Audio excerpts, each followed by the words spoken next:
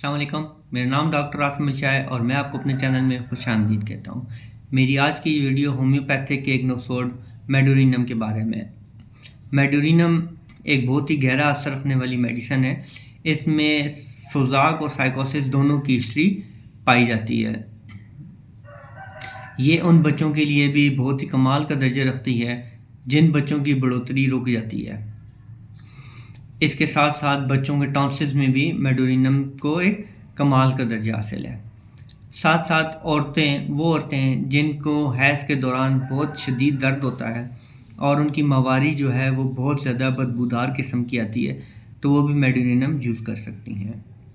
عورتوں کے باچپن میں میڈورینم کو ایک کمال کا درجہ حاصل ہے اور اس نے بہت ہی زبردست رزلٹ دیے ہیں بانجپن میں، اسپیشلی عورتوں کے۔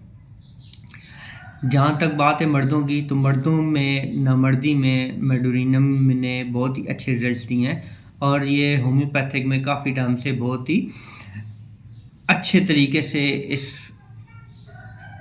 بیماری میں یوز کی جا رہی ہے۔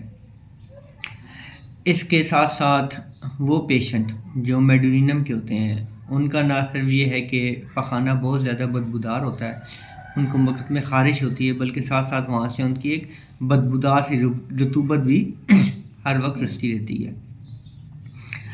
اس کے ساتھ ساتھ ان پیشنٹس کو جن کو میٹھا کھانے کی رغبت ہوتی ہے اور بہت شدید پیاس لگتی ہے، لیکن پیاس بھی ان کو ایسی لگتی ہے کہ ان کا دل کرتا ہے کہ وہ گرم مشروبات پئیں، تو یہ بھی میڈورینم کی ایک خاص نشانی ہے۔ جب بھی آپ کے پاس کوئی پیشنٹ آئے جس میں یہ 3-4 چیزیں کامن ہوں تو آپ ان کو لازمی میڈورینم کی ایک خوراک دیں۔ میڈورینم کو بار بار دہرایا نہیں جاتا، یہ 200 جو ہے اس سے اونچی پوٹینسی میں ہی ہمیشہ یوز کی جاتی ہے۔ پروسٹیٹ گلینڈ جن کا پروسٹیٹ بڑھ جاتا ہے، جن کا سوتے میں پیشاب نکل جاتا ہے، ان کے لیے بھی میڈورینم بہت ہی زبردست میڈیسن ہے۔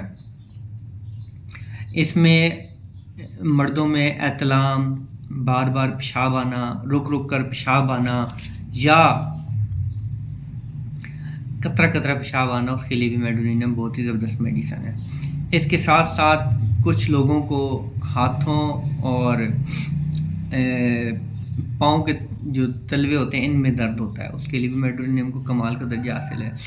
اور اس میں ساتھ ساتھ میڈورینم کے پیشنٹ کو شدید خارش ہوتی ہے اور یہ خارش رات کو بڑھتی ہے، اتنی زیادہ خارش ہوتی ہے کہ وہ بے چین اور بے قرار سا ہو جاتا ہے۔ اس کے ساتھ ساتھ اس پیشنٹ میں لرزہ بھی طاری ہوتا ہے، یعنی ان کی جسم میں کپکپاہٹ بھی پائی جاتی ہے۔ ویڈیو کے شروع میں میں نے بتایا تھا کہ میڈورینم ایک نوسوڈ ہے، تو اس کو بغیر ڈاکٹر کے مشورے کے کبھی بھی استعمال مت کریں، کیونکہ اگر یہ ایگراویٹ کر جائے تو پھر اس کو سنبھالنا بہت مشکل ہو جاتا ہے۔ ویسے بھی سیلف میڈیکیشن بہت ہی نقصان دہ چیز ہے، کبھی بھی کوئی بھی میڈیسن بغیر اپنے معالج کے مشورے کے استعمال نہ کریں، اور ہومیوپیتھک میں نوسوڈس تو بالکل بھی استعمال نہیں کرنے چاہیے۔ آج کے لیے اتنا ہی۔ اگر آپ میرے چینل میں نئے ہیں تو اس کو سبسکرائب کیجیے گا، ویڈیو اچھے لگے تو لائک اور شیئر ضرور کیجیے گا۔ Thank you very much. اللہ حافظ۔